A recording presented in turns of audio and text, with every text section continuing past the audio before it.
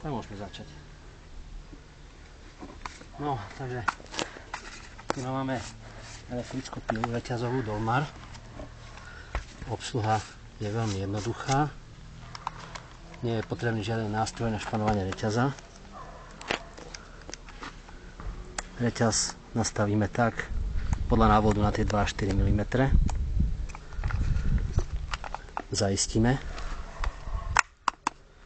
No a je to pripravené. To je všetko. Toto všetko musíme robiť, dávať si pozor pri vypnutom napájaní. Keď to máme urobené, ideme rezať. Zapneme do elektriky.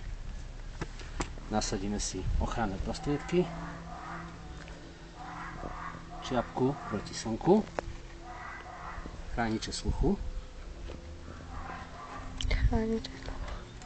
A nezabudneme na ochranu zraku. Máme takéto špeciálne okuliare s nerozbitným sklom. Plne vetrateľné. No a teraz si pripravíme klád. Napríklad tento. Vyzerá, že to je jedla.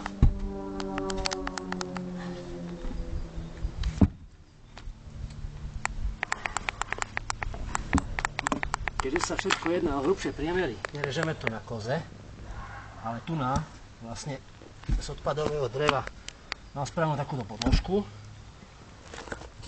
že by som nezarezal do zeme, na ktorú to dám a klad potom na 2-krát otočím, prerežem celý kus.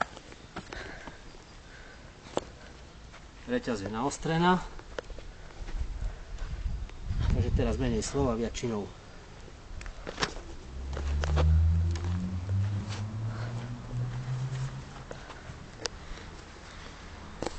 Rukavice.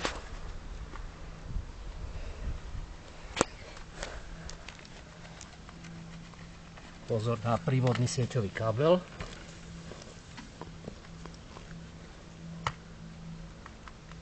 No a ideme.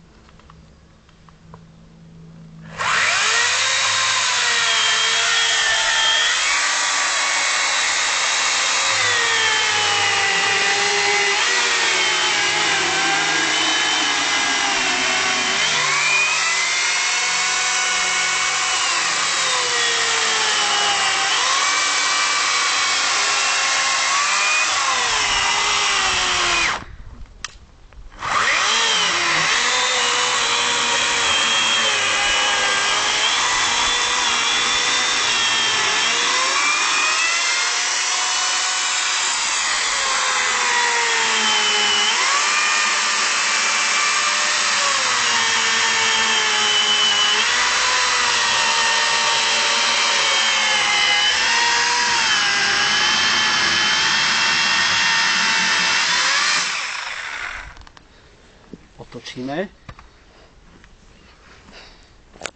Drievko otočíme. Všimnite si, jak to dobre drží v tej koze. Nemusíme sa báť, že zarežeme do zeme. No a ideme.